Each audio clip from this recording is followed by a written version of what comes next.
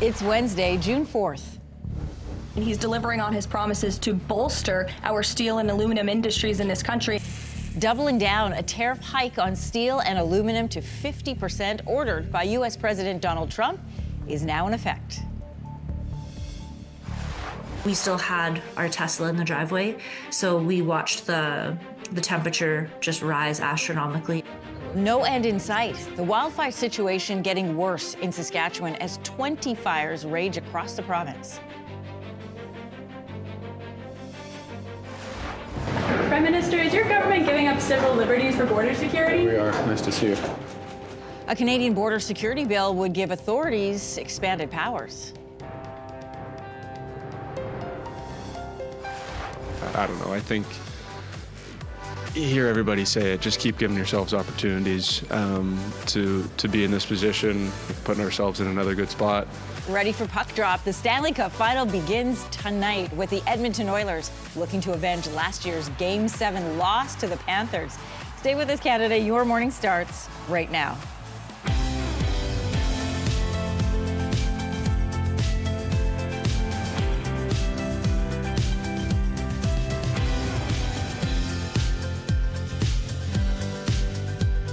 Good morning, Canada. Welcome to Your Morning. I'm Anne-Marie Mediwake. Good morning. I'm Lindsey Deluce. And good morning. I'm Winston C. in for Kelsey the rest of the week. And it's been a minute. I haven't been with you guys for a little bit. I know. Good to see you guys. It's good to have you here on your last week because you're moving. You're moving, and so it's nice to have you here with us. Yes, we're going to celebrate it. Yeah, for those that don't know, check out his Instagram. He's got the full story. It's great to have you with us today. All right, let's talk tariffs to start this Wednesday morning. A new U.S. executive order. It is now officially in effect, raising tariffs on steel and aluminum to 50%. Canada's position is that these tariffs are not justified. Canadian Ambassador Kirsten Hillman and Trade Minister Dominique LeBlanc had a last-minute meeting with the U.S. Commerce Secretary yesterday, but didn't change anything. U.S. President Donald Trump's executive order to double steel and aluminum tariffs applies to all countries except for the U.K. Canada is the largest steel and aluminum supplier to the U.S. Industry leaders in this country call the tariff hike devastating. This will be the camel that breaks the straws back, and we will see immediate and probably many layoffs within the sector. A statement from the Prime Minister's office calls this, quote, unlawful and unjustified. The statement goes on to say the government is in talks to have these and other tariffs removed. Ottawa has introduced a new border security bill, but there are concerns that this goes too far.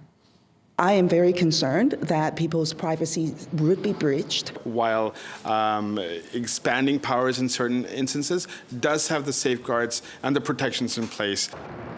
The bill targets three main areas, and those are organized crime, fentanyl, and money laundering. So if this is passed, it would give authorities expanded power to act on matters of public health or national security. So that includes measures like canceling immigration documents, searching mail. It also allows law enforcement to act without a warrant under what they call urgent circumstances. Border security, it is a sticking point in the U.S. trade wars. We know details of this bill have been shared with the U.S. border czar. 15,000 people have been forced from their homes because of wildfires in Saskatchewan. I just want to go home, Oh, my heart goes out to everybody. Saskatchewan Premier Scott Moe says it's likely more people will have to flee to safety soon. Look at that sky. More than 400 homes and structures have been destroyed. The hardest hit community of Denair Beach in northeastern Saskatchewan. Several communities have lost power and cell phone service. High winds are making it challenging for firefighters to fight these fires. The Saskatchewan Public Safety Agency says the next 48 hours or so, it's going to be difficult because 20 active wildfires are burning across the province.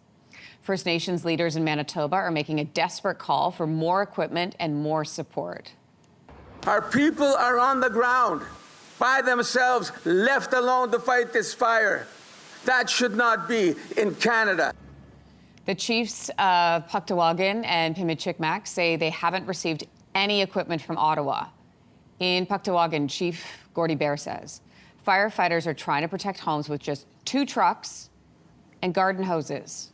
Leaders say more help is needed in Manitoba's north. If they don't get that help, Many of the more than 17,000 people who've been forced from their homes won't have anything to go back to. Meanwhile, in Alberta, a number of people from communities affected by fire have been given the green light to go home. We never take these evacuations lightly. These evacuations are necessary, or we wouldn't call the order in the first place.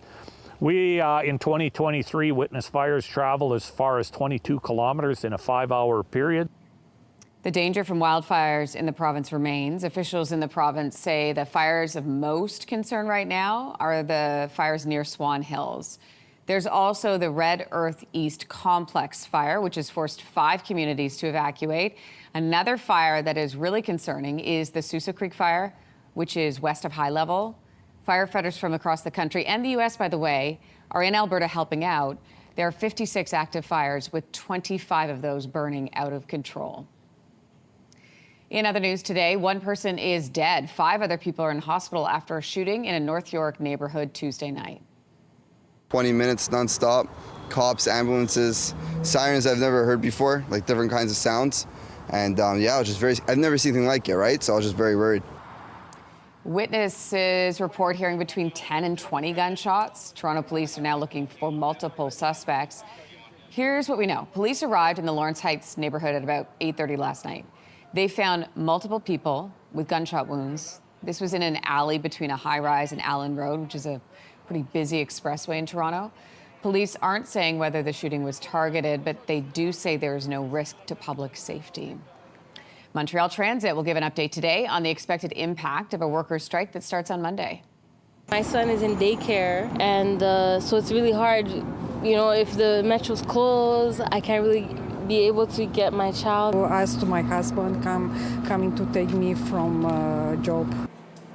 STM mechanics are planning to go on a 9-day strike. That means bus service will be reduced to about 8 hours a day, so during the morning and the afternoon rush. Metro service will also be reduced. Transit will run as usual during the Canadian Grand Prix.